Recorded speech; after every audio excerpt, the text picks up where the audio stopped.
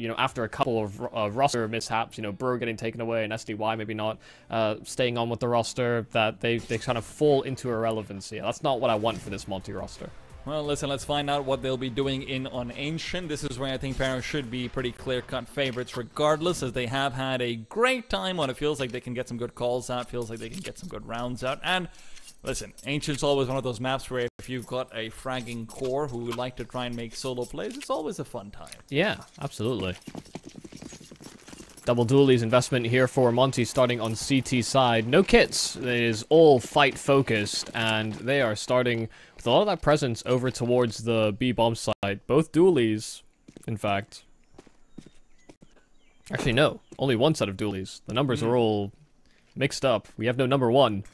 We start from 2 from Monte, but Krasnol's here with his set of dualies, and they have rotated in Demka as well. Oh, sorry, it's Woro. Oh my goodness. Krasnol, though, flash in, and it's perfect. A nice little double kill, and they spot the bomb. In fact, Poria just decimated by those dualies all the same.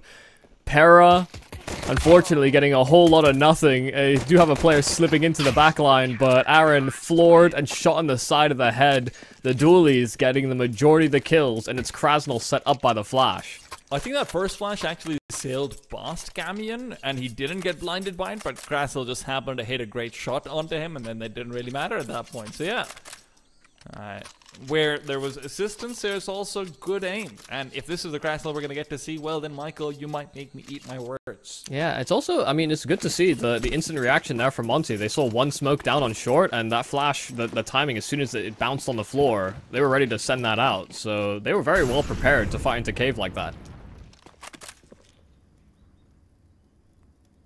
I'm also curious to see if that becomes a trend and whether they want to continue trying to have these fights and timings like this. Of course, guys, in case you are wondering why we have 11 and 12 and things like this on the radar, it's because currently, in order to have coaches in the game, because Valve hasn't made that an actual feature, we have to have them as sort of dead players, so that affects the radar overall. It's just something unavoidable, unfortunately. But, yeah, hey, I'm sure that'll be fixed eventually as time goes on. Krasnol, for now, he's hoping to get a little bit more farming into it, but Woro snipes his kill away. MSN hits a deck.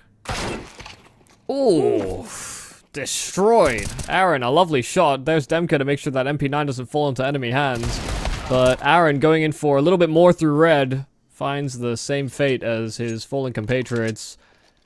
These M4s are doing most of the damage in this round, but it's now Ryu that finds the last remaining players here on PERA.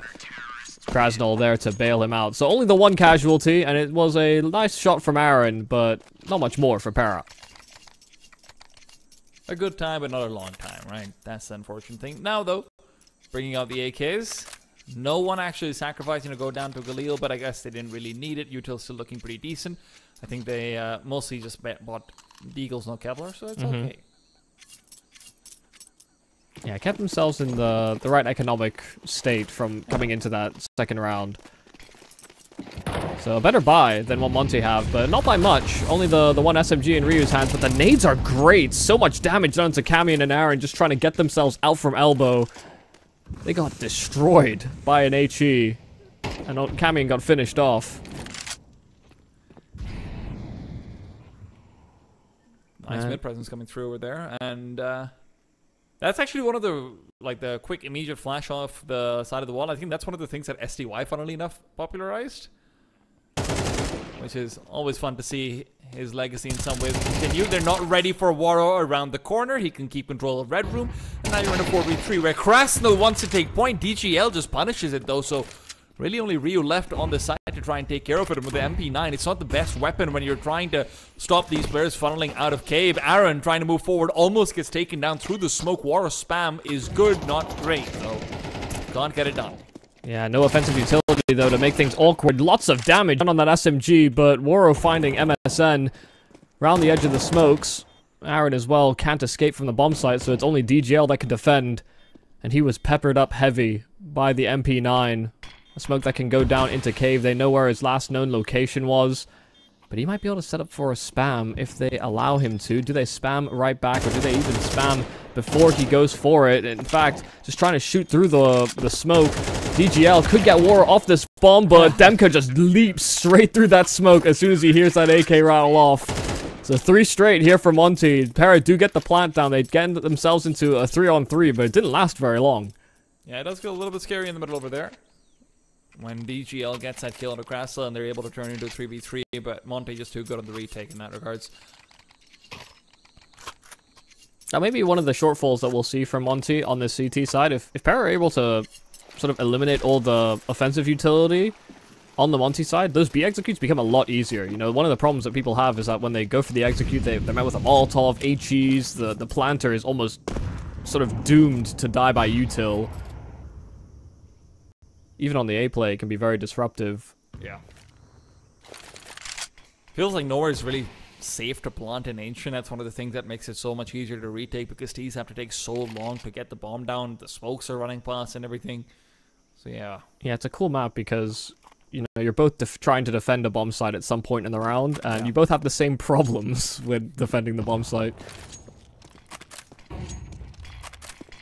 Now the dichotomy of dust to B site. You can't take this site, but you also can't retake it. Yeah, holding it's the damn problem. Well, it was a good flash timing for Gizme. When they wanted to go for this mid-execute, they were delayed slightly, but... They have full info of Waro having rotated away, and they've got 4 players basically in Red Room. Yeah, they're just all facing the smoke and looking to overwhelm this player inside of CT. Should be done as well. Ryu around the corner is ready for the one, but re-peeking out gets nothing for his trouble. 3 players on the A site, though, is something they're unlikely to expect. Waro has a real chance here to completely upset this push. He's good for 1, can't make it 2. MSN trades away, and Gizme's been forced off the angle. Only Demka left, and this is why he had the spotlight on him. Fantastic triple to give them back control of the round. 1v2 for Poria, and he wasn't expecting it to get this bad. It's a good reposition from Demka as well. Poria even taking a singe of that Molotov, so if 20 HP wasn't already bad enough, he was whittled down to 4. Demka, a 4K in the round, just defending in that bomb site, and you're absolutely right. You know, having that extra presence on A, PERA had no clue that that was going to be a possibility. There were already 2 players they had identity of, and Demka completely blindsides them. That's a great read from Monte in the mid-round. Saw that mid-smoke, and you know, they saw the player inside of Donut that stopped the wrap. Once they realized that it was CT spawn they had to worry about, great positions. Some smoke does go a little bit too deep, but there's no one over here to try and punish it.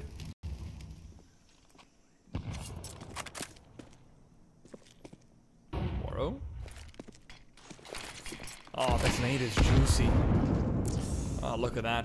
Camion and Poria just can't catch a break.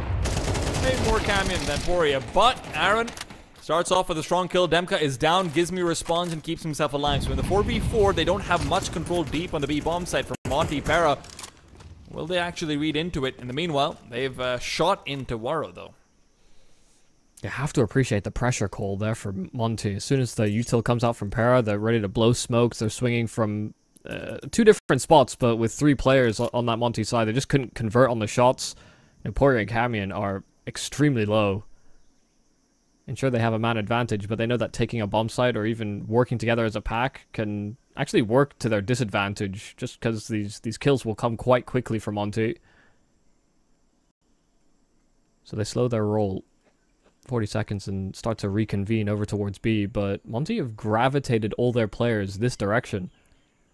The reads have been fantastic for Monte so far, and they're continuing to do the same. And even though they don't have the advantage over here as far as numbers are concerned, there's really no util for the T side to try and defend their bomb plant with no smokes, only the Molotov, and Ryu's in a position where you can't really molly him off. Not completely, at least. We watch, though. Krassel's first man taking contact. Ryu's going to be a little bit late onto the party, but when he gets there, he really does know how to bust a move on the dance floor. 8 seconds, and Camion's got no choice but to save. Yeah, bomb on ramp and he's in cave. 7 or 8 seconds by the time he comes to that realization. It's just too far a journey. Nothing to obscure the vision of Monte. And yeah, man advantage for PERA, but the fact they had that low HP, they were really hoping that Monte made a mistake, but they gamble stack, they made the right call, and PERA are left wanting. Pretty disheartening, disappointing way to lose a round. Because it was very intentional that they didn't just try and leap forward with the man advantage. Yeah. unfortunately, they are putting themselves into these positions again and again, though, where, you know, one extra piece of utility here and there doesn't seem like it's a lot, but if you're going to be playing like this, where once you get an advantage or even an equalization on the T side, you're hoping to try and stall out the round, that one piece matters a lot more. Like, even now, look at what they have in their belt. They've decided to fully force buy into it. They think 0-6 is maybe a hill too steep to climb. And the money would have been a mess because of the, you know, lack of loss bonus on Camion as well, don't get me wrong. Or was it PERA? Sorry, I'm bad at remembering who. Yeah, it's PERA and Camion. Yeah, it's both of them.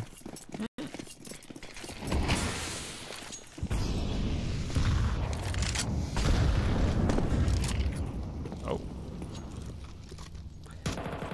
Once again, minimal utility here for PERA.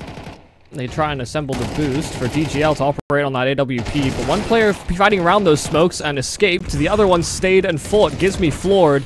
And the AWP of DGL found that kill over the boost, so they get a flurry of frags here on the PERA side. Krasnal, last man standing anywhere near this B bomb site, but that bomb is still dropped outside of B. DGL had to go recover it, and he made sure to keep a watchful eye on that smoke. I'm a little bit surprised to see Ryu playing that defensively over towards the B bomb site when his teammates are going full aggro. Maybe they're worried about a bypass into the site as a result of a rush or something like it. The money would have been wonky on PERA's side, so you could have maybe expected like a Tech 9 play, something like it. Does feel like a slight misread from Monte coming through over here, and PERA exploits it wonderfully. Yeah, they came in with such little utility, but a very reinforced buy, weaponry-wise. They wanted those fights. They were actually ready to scrap. Once they saw those smokes, all signals were raised. I do think Ryu's move doesn't make sense. I do agree with you on that. I don't think it really falls in line with what Monte were doing. And it's kind of like, as the anchor, if you're worried about them flooding, you actually wouldn't expose yourself to the boost play there from the AWP. Oh, that's probably just, hey, I'm a relatively new player with nerves. I was just thinking more, why is he so far back? When there's a full, what looked like a pincer attempt, yeah, at least. Yeah, no, absolutely. But it's just, you know, if your priority is dealing with players on ramp, play from short, sight, hell, even cave, just to prevent your players that are getting aggressive from getting wrapped. You know, they don't lose some leverage on the bomb site. I will say though, Michael, Ryu is one of the players we didn't actually manage to get a word in the pre-show, and I won't lie, it's because I don't know him very well. I haven't really been able to catch too many of his games before he's been in this Monte side, so can I maybe lean on you for a bit more knowledge? I'm not sure if you maybe have caught him a little bit more than I have on the Monte young team. Yeah, I mean, maybe not on Monte Gen, but I think the last time I was able to watch this guy was, God, I want to say it was like random ESEA official games on Lowland Lions, I want to say. But it's been a while. Random games, so. it's been a while. It's been like at least a year and a bit. So unfortunately, Monte Gen don't have my full attention as much as I. You know, they have been kind of an interesting project to look at, especially as these players get their chances on the Monte main roster. Well, listen, now Monte really needs to close out one of these difficult half-buy rounds as well. DGL is in an awkward position. Flash is great, but it won't matter. Ryu, in the meanwhile, caught out as well. Great move from PERA, just holding down the line, waiting for that push to come through, recognizing the money. Meanwhile, Krasnal, solid damage onto MSN as well, but it's just not enough. It's only Worrell left, and if he can pull this round out of the bag, then, well, that'll be a big one to take home. Flash avoided, but can't actually take the fight. Yeah, I have to say, right now, PERA are doing a great job at sort of mitigating the Monte aggression, and you know, you think about the rounds that Monte have been able to win thus far in this half, it's actually been when they've sort of been reacting to what PERA are going in terms of map control, their macro reads and the way that they're rotating on that CT side. It felt like they were that step ahead on PERA, and now that they're trying to drive some initiative, it's actually working out better for PERA. You know, they're prepared for these fights. And so, just like that, you know, 2 rounds back-to-back, PERA able to get themselves back in the action. Monte are onto pistols. And so this should likely be 3 rounds in a row. I was looking like a pretty solid and, honestly, well-rehearsed Monte start. Some cracks have formed. And I'll never criticize a team for diversifying their playbook, but it does seem as though by diversifying, they've given PERA what they wanted, weirdly.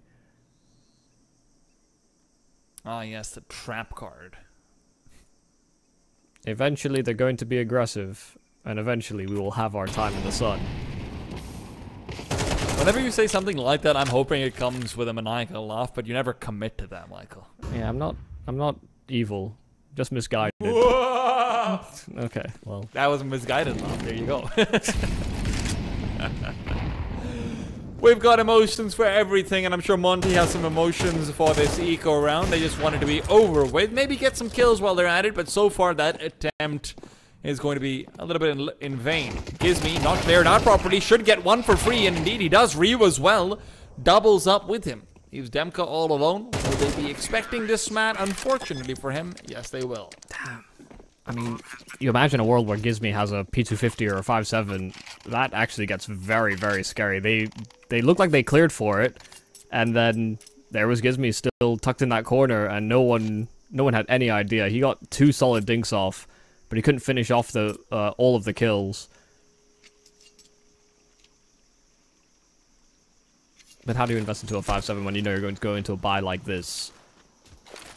That's a whole Molotov that you would have had to subtract.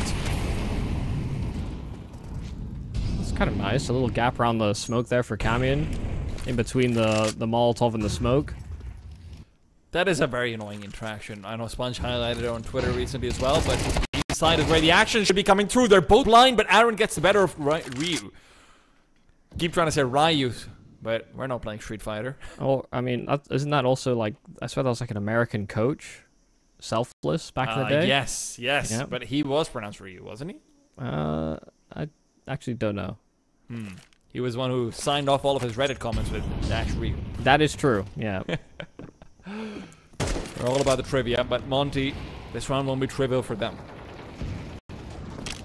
Have to try and get that punch through onto the player inside red room, but Camion is trained and ready for Gizmi to go down. Takes another peek forward. That might be an error, but at least they maintain man advantage in the meantime. The fact that another player has gravitated towards middle, yeah. PERA were waiting for that re-aggression, some sort of info gathering on the Monte side, so Wara falls right into the waiting arms of this AWP. And Krasnal looked like he was about to meet the same fate, but some missed shots. DGL ducking out of the sightline of Krasnal. And Demka simply left alone. His teammates all went for plays, and he was still locking things in at that A-bomb site that hasn't seen a whole lot of attention. Every time I see an op lurking, I do get terrified, I won't lie. He did have a teammate with him very close to ledge, so yeah. Worst come worst. Trades were available. But hey, he doesn't need it. This is where, on the CT side, on Ancient especially, it feels like if you're trying to re-aggress very often, you will just bleed out a player because... I mean, pretty much every single team will leave a player in middle, late round. Oh no, Demka's showing off his shadow. Don't even think he realized that one. Now Aaron's going to know exactly where he is for the pre-fire. Sucks that he showed the shadow with the M4A1 rifle barrel. You really have to be conscious in CS2 of your shadows being cast. Hell, you can see them now. Once upon a time, you know, you were just kind of left to guesswork. Can you imagine what a pain it would be if you couldn't see them with the new lighting system? Yeah.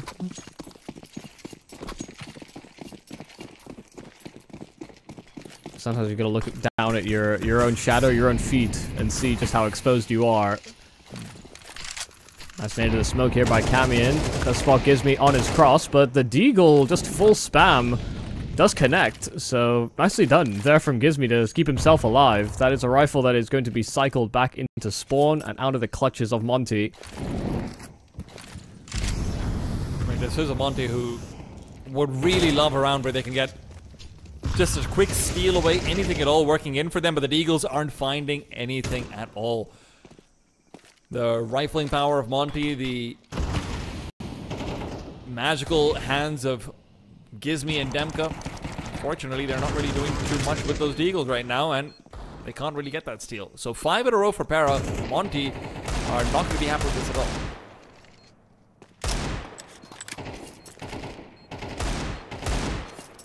Wonder what the counteraction is going to be here from Monte. Now that PERA have strung so many rounds together. start off so well. That's a nice kill for Waro, and there could be a potential other rifle. Yeah, he spots the other one, so Gizmy can maybe even link up, get to elbow, and grab another AK, but it's now unfortunately being hounded down by the rest of the PERA squad, so Gizmy's fed some information, and Waro was not there to safeguard his journey on that AK. Hey man, where do you sacrifice, okay? Now Waro can drop the AK over towards Gizmy. Gizmy can give him an op. There you have it. Well, there you have. There you have it. There you have it. I've said there you have it. He bought an M4. And he dropped it on the ground, so he can't sell it back. There. Come on. Maybe Ward doesn't want an ult. Right now, PERA are kind of getting an uncontested AWP and DGL. He's doing a great job of just locking in a position, and he's been getting his kill. Especially considering that a lot of the kills he's getting is in response to Monte trying to aggress after losing a duel or aggress very early on in the round. So DGL, that uncontested op, it's seeing even more use on the T side than maybe it normally would. Well, no, there you have it. No AWP for Monte. They've just gone full rifles.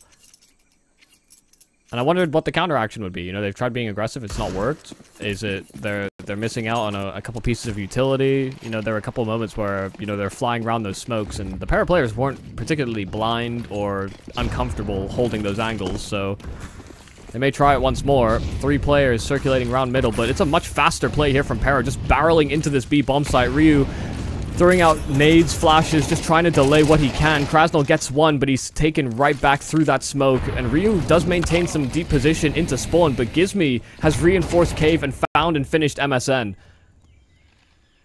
What looked like a fantastic read still ended up in a disadvantage for PERA. Bomb down, and DGL needs to start putting up the numbers once again with the AWP. First kill comes out, and the double swing means Gizmy's gone. Demka has to put up the star performances. Waro even serves as distraction, but Waro, unfortunately, isn't assisted in his journey back onto the site. Despite having the advantage, Monte simply can't pair the retake together versus DGL and company. Yeah, they just kept trading players inside of cave. Every time that PERA killed one, they lowered their guard and thought, okay, that must be it. Those were the only people fighting from cave, and there was just a delayed timing on each of the peaks, but PERA also were willing to force those fights into the players at long and short. And that's a good double swings and making sure that they do just fully rely on the DGL up and have faith in it in that regards. Ooh. Oh, Shadow spotted, but Waro caught it just in time. He'll be forced to retreat back, and does he get a second shot like it? Maybe not. Gizmy already having hit the deck.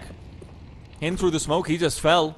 And with this, although Waro's trying to take some ground back in towards CT spawn, he can't really do anything beyond defending the A side, so the B players have to get aggressive. Meanwhile, they're forced to split up as well. So you're looking at very, very duel-heavy performances that have to come through, and maybe that's where Monte can excel. Oh, Krasnal did push through B, but he's spotted inside of those canals and flushed out. Camion as well, dealing with the AWP of Waro. So a convergence on this A bomb site is looking more and more likely here for PERA. They have a player just kind of running around B, and yeah, now that they found Ryu, there's kind of no reason that they don't go to B. MSN is probing, and that bomb is still kind of in no man's land, but now that they know where Demka is, it's pretty much a free finish here for PERA. Last round of the half, so Demka has to try and contest for it, and Camion gives him the challenge. Deep spawn. Another one around the corner. Aaron, the jump bait there from Demka, and Aaron taking a lot of damage, but Aaron will finish off the job. 7-5, PERA with an advantage coming out of their T side. We'll see how that second half looks after a break.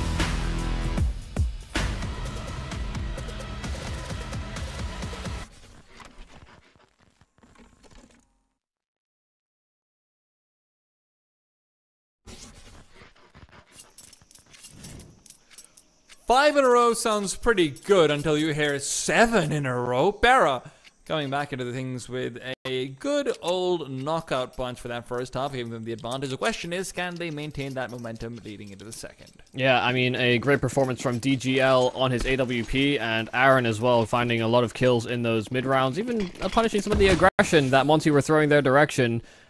A lot to really hope for here on Monte's T side, because PERA really took all the momentum by force. Nice aggressive start as well to the pistol. Flooding in towards middle, they force a player off of elbow, and they've already ascended a player on ledge as well. But Monte cut all sound, cut all presence. Monte want to try and get a little bit of that slow action themselves on the T side. Ryu trades in middle, Camion's been cornered into a corner. Hey, go figure. And that's where he dies, re-peeking back out before he can get a little bit of company out from Aaron, and that's where Aaron now has to shine. Like you mentioned, one of the 2 players leading the pack in that first half. Now he might be able to recover what is a lost advantage. 2 players still down in the middle, including the bomb. Gizmi is gone, and now Krasl, rather not Krasl, Ryu is going to be at risk. Demka, in the meanwhile, not able to find the players who are moving right past him. MSN will re-peek back forward and reveals his position, reveals his intent as well. Right now, all they're trying to do is lock down Demka and try and find this duel. In the meanwhile, the bomb will be traded, but that's where they're hoping to retake. But instead of fighting Demka, he's decided, time to run. Just trying to keep him busy, trying to cut them down the rotation. MSN and Aaron, they're still so fixated on flushing this player out, and Demka's fighting for his life. He is scrapping, brawling his position, and MSN currently struggling. The burst fire finally finishing Demka off, but so much time chewed off of the clock, and Ryu could be anywhere. And even if there was a kid, it's going to be down the middle, right? So you can't really do anything about this round anymore. You have to go straight in for the defuse. Smoke forward. Tap out. Ryu knows he has to get the spam melee. Line it up in time. Does actually hit the first shot, but no. Ryu's missing it. He's shooting all around. Knife is out. MSN is low, but he can't even get the knife kill. What's going on? It's a bomb that saves him. Monte. Saved by a clock, not by a man. Oh my goodness. Oh. I bet he was feeling so confident in that afterplant as well, and then he saw the smoke and he's like, oh no, this is going poorly. He fires off all his P250 shots, he gets no connections, and he is just happy there was a miscalculation, that there's simply not enough time to go in for that defuse. Jesus, that could have been a real ugly one. Listen, Demka, get him that round. Yes, almost certainly. Oh, juice coming out in middle. That nade is squeezing them dry. That was a very fast round, the fastest we've seen.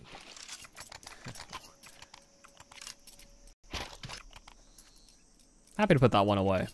Yeah. We don't want to deal with any anti-ecos here. Nah. Sometimes they give a lot, but sometimes you get, you know, you wait for a lot and you never get anything. I will swear, stacking on anti-ecos, although it makes perfect sense, it is definitely one of the worst things to watch as a spectator. Will they fall into it? No? Okay. Oh, Vassal moves past the Molotov initially. This is where Aaron has to fight in, but he's taken down. Demka even shoots him through Krassel's body, if I'm not wrong. DGL and MSN have to recover, but the smoke boost on the other side. Waro just picks up one more. There's chaos all over the map, Michael. We can't even follow it. Krasl now looking to fight into DGL, who's still isolating duels like it's nobody's business. Reload comes through, gives him another chance.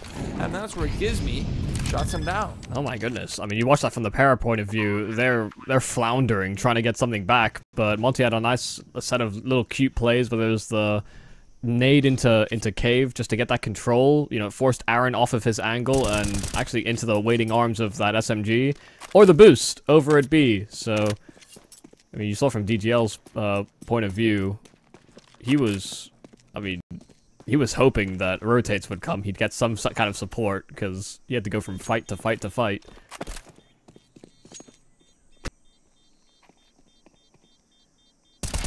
Shadow. Yeah, quite an expensive round for Monte, though.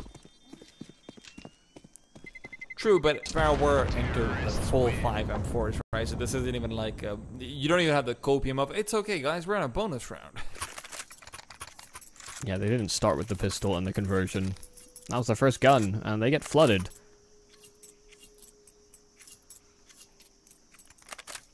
still, expensive rounds will take a toll on you as the game progresses if you have more like it in the subsequent rounds. Even if PERA continue to lose, but if it comes down to one survivor on the Monte side, you'll lose out on resources eventually. Yeah. You're one gun round away from things just turning around on their head, right? Almost. And Monte's already had that happen with one lead loss. They don't want it twice over. Albeit they were actually losing those rounds, so.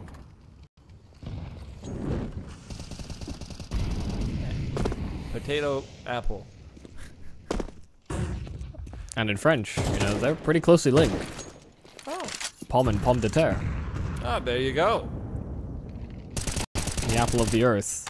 But hitting the earth is Waro. Nice little boost deployed by onto Poria's rifle. And so they find a man advantage, even though these players are very low on PERA. Swing out wide and take one away. The Mag 7, give it, and it take it this time, the ladder. Doesn't quite work out for him, even though damage is good. This is where you're hoping that Poria's 5-7 can maybe finish off what it started early in. DGL has had a donation come his way. And he's not even streaming on his own. Well, Gizmi is probing. And I do wonder how much they're going to allow him to hunt.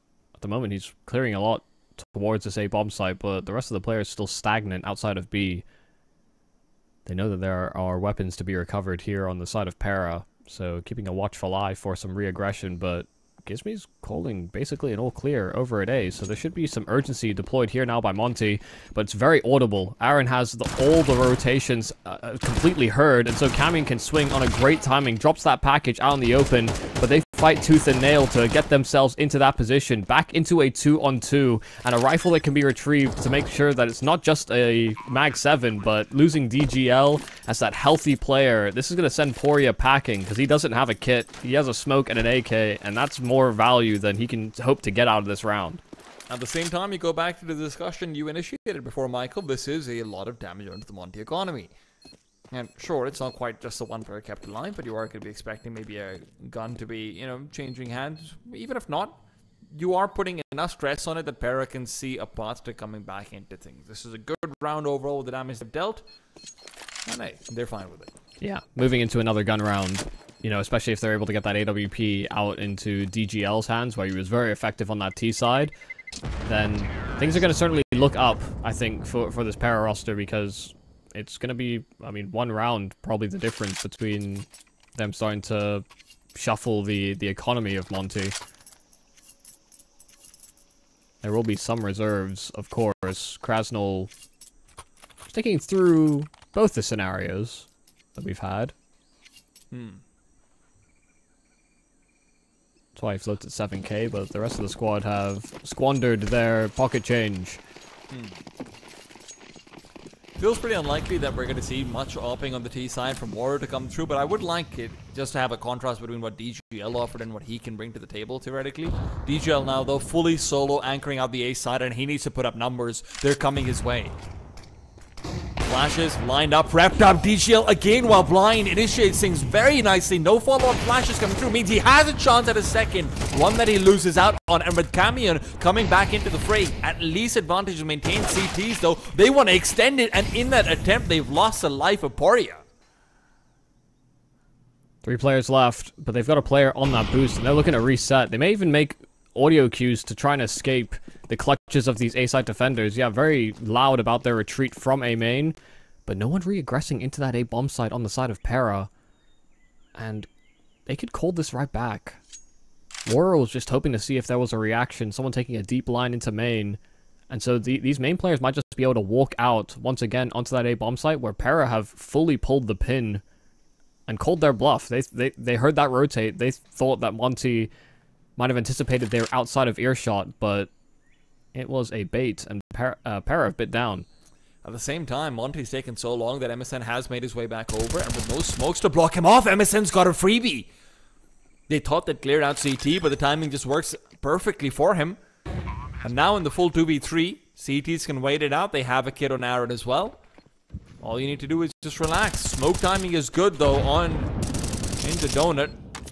2 of the players will be funneled away from any duels they can take. They don't have flashes to try and come through it. MSN at most can maybe throw out a lurk smoke for them, but they just Full push forward, and Krasnal is there to receive. Now in the one-on-one, Molotov at the ready as well. Smoke is there, and it will have to be used. MSN, though, can he find the kid in time? Yes, he can. The defuse still needs to come out, and Krasnal prevents it there and then. Monte up to 10. Yeah, fantastic work there from Krasnal. A very, very hard position to get a multi-kill in, but them barreling through that donut smoke. First player completely unaware, and the other just not looking his direction. They wanted to try and clear almost like front to front. And Krasnal picked the right target to start off that multi-kill. Him escaping into that smoke and donut as well is simply perfect. You know, if he doesn't come up with a multi-kill in that round, it's all done. You know, they needed that in the man disadvantage. And Krasnal honestly putting in a nice shift here for the Monte camp. Oh my god. Wait, he doesn't see. Visible because of the pillar of flame, and he's able to get a quick frag and damage on top of it. There's no one inside cave, so no prevention for Ryu to just go in to try and find cover. And Ryu, he's not just finding cover, he's finding men. DGL taken down. They weren't aware that someone could have crept through. MSN in the meanwhile, though, can still put up a defense. And as he's called back up over, Waro is the one who's forced those rotations in. You're relying now on Demka to try and find a pick long range for the CT if it is contested at all. Once again, they leave this A bomb site vacant.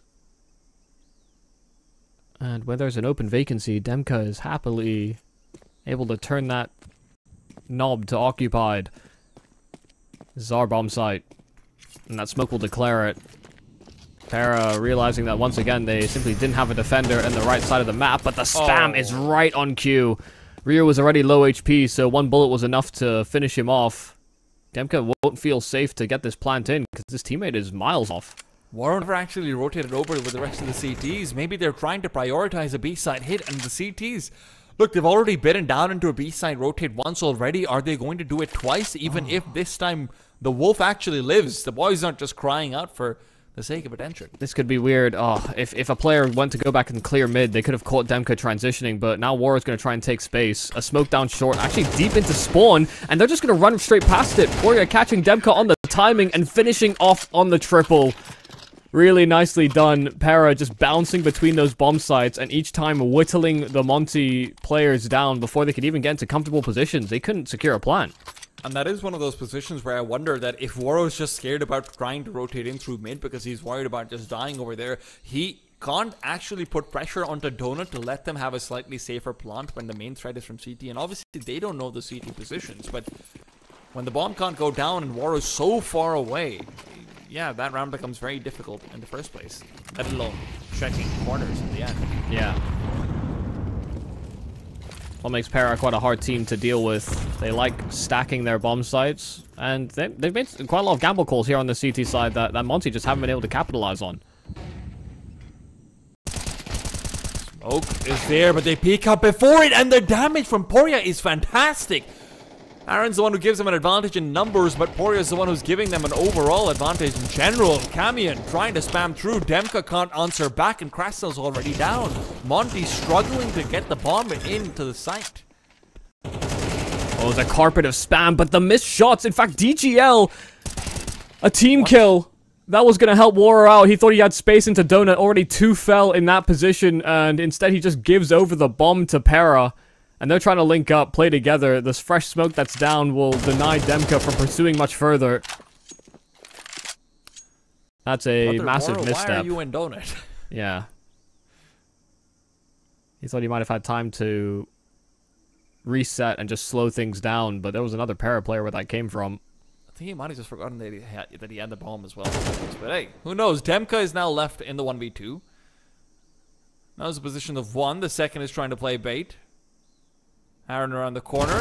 Double swing being planned, but it won't be fully executed. They don't need it. Fortunately, Aaron's feeling hot.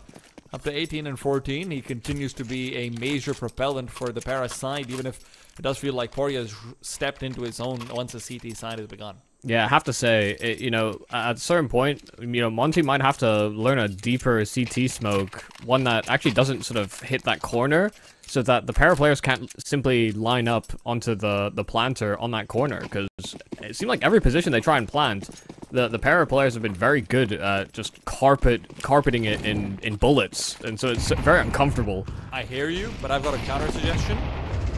Maybe let the smoke bloom before you peek. Also, will help, almost certainly. I mean, you're not wrong. Yeah. Camion, in the meanwhile, it's time to farm. He's not been having the best of games, and it would be good to have him involved again. What I do like about Camion, though, Michael, I will say, even when he's not having the best of games, he still goes for those attempts. He still goes for that pressure, doesn't let up on it, because it does feel like if you're going to turtle up in Camion's position on Ancient, you're not going to have a CT side. Yeah. Everybody needs, like, a crad, you know? You're sending me down memory lane.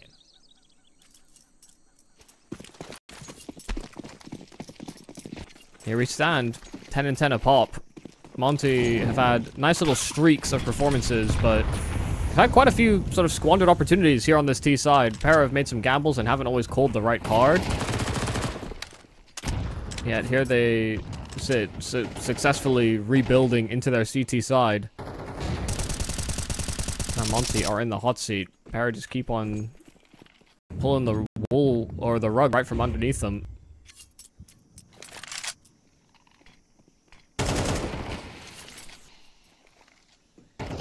They've got a lot of control, a lot of territory here on PERA, but a lot of it was contingent on them still having these smokes up. Even outside of B, you know, lingering around that area, if Monte were there in numbers. Could be it. BGL's position is so strong, though, that they don't really need to worry about the smokes finishing off. There you have it. Yeah, and Demka's spotted as well in his little hidey hole inside of A. MSN still keeping that pressure up. His teammates swinging in from CT and finding another bomb out in the open. The player's wounded. Boost not going to find a whole lot of anything. They have flooded this bomb site in its entirety. So many PERA players ready to greet the remainder of Monte's attack. PERA, you know, they trailed. They took the lead coming into this half, but they fell behind once again coming into the second, only to get here at what is effectively the end of regulation, an 11th round to overtake. And I don't want to sound like a backseat gamer over here, but Monte is losing that duel to CT a lot. It's a hard fight. It's a long distance duel. Especially against an A1, it's so hard to actually get right, but yeah, I mean, that's also why you will generally have the smokes first and not just full contact into CT more often than not. And PERA, they're exploiting that perfectly. Feels like doesn't matter who's the one taking the deal first. It was Poria, now Camion as well. They're just winning it outright. Aaron now wants to continue fighting his way into Cave. They are trying to force him off the angle, but honestly, that util barely does any damage to him. And just based off the utility, you should be able to call some sort of numbers here on the side of PERA. You've had a Molotov, a smoke, and an HE all thrown within like half a second of each other. The Monte player is scrambling to get something down to prevent those players from actually progressing off of Cave, but Demka eating a nade. Once again, the flurry of utility succeeding here for PERA, and the orb of DGL was in great position, missed his shot, Krasnal flooding, and those pistols are trying to close the gap. MSN holding onto his spot on the bomb site, but escaping into the smoke, and Poirier spammed one just as they're trying to transition in. Man advantage here for PERA, but bomb site conceded. Monte could plant, but they just tap, and Poirier goes in. 1 for 1, but there's a flank. Another player that permeates into Cave, something that Krasnal should be aware of, but MSN caught in no man's land, peeking in from short, the timing there, but Krasnal once again pulling in for a clutch for Monte. Did feel like Ancient was one of the maps that Krasnal was initially starting to pop off, and then CS2 as well, and you can see why his awareness for these late round situations is fantastic. And Monte honestly look like they've hit a brick wall, but Krasnal just used his gargantuan muscles to just break it down. Yeah, so nice to see him perform with this Monte roster. You know, even coming into this year, you know, you'll have a couple of maps, or a map in a series, or here or there, where he'll show what we sort of saw at the end of 2023. But not to the same consistency. This is a sign of what's to come for this series. It could be quite dangerous for PERA. You know, all eyes were on Demka, but Krasnal stolen the show with especially his clutches here on this T side. Yeah. Unfortunately, Demka's not really been able to transition that CT side performance into T. I think he was, what, 15 and 9? No, sorry, it might have been 10 and 5 actually. But there was about a 5 KD differential or so for him on the CT side. And you know, That's just not transitioned very well. Admittedly, he's been in a lot of difficult positions in these late round situations where it does feel like the round's already broken apart before he can be involved, but that's where Krasnal just shines, fortunately for Monte. This is the key round. A swing round, if you will. Both teams sitting on the precipice of closing in regulation, and money has dried up. But the walk down here for DGL spots the head. Krasnal gave him a chance, but one that will not be taken here for PERA. Flash in, and they're trying to force them back from this deep ramp aggression. MSN still hanging around, though. Well, they vacate, just as I say. Respawn timing and re-aggress into cave, though, Michael. This is going to be hard for Monte to deal with. They need the frag on the Camion, and they just can't find it. Gizmi is gone. And now with the AWP covering off, and Aaron backing up DGL, cave is off limits. Yeah. And as I say that, it's back on limits, actually. The AWP moved away. You know what? I'm not good at this. Yeah, they just keep on contesting so many of these different areas at different points. DGL trying to bounce between the two angles, but he has a teammate watching for ramp. DGL can just simply focus on what's ahead inside of cave, and the AWP of War ends up empty-handed.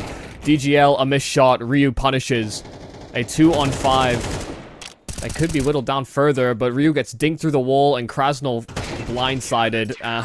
Wow. That shot from MSN. Lightning quick as well, just quickly transitioning back into cover. That was a swing round. That was worth its weight in 2, and PERA have found it. They get to 12 first, and there is barely any money here for the Monte side. Gotta say, man, I know that, generally speaking, not a fan of star players calling and, you know, players with higher numbers calling, but it does feel like Aaron's been doing such a good job overall in using DGL around him on the CT side as well. Where on the T side, DGL was finding so much of his own impact just playing defensively. Now Aaron is playing off of him in a couple of these rounds really effectively, and I don't know who's calling for that, but whoever it is, I've got to say I love that. Yeah, they've gone for some interesting setups. You know, the only times we've seen them make any sort of massive gambles were when they're in like 3v3s or 3vx situations, and they wanted to try to play numbers on a bomb site. But their retakes and some of the timings that they've been able to take, you know, just reinvestigating potential areas have been solid. I think Monte will look back at some of their opportunities and think, we should have converted here when they look back at this game. And have to say, you know, Gizmi's trying his best to, on this T side, kind of operate almost similarly to SDY. You know, I felt like he was doing a lot of lurking on Ancient in particular, and Gizmi's kind of solo hunting in much the same way, but not finding a lot of success in breaching in. You know, that kill on Camin, like you mentioned, was very, very big. Could have sent Monte all the way to the A-bomb site, but instead, they sit here with upgraded pistols and a couple of rifles, staring down the barrel of what could be a PERA win to start off the series.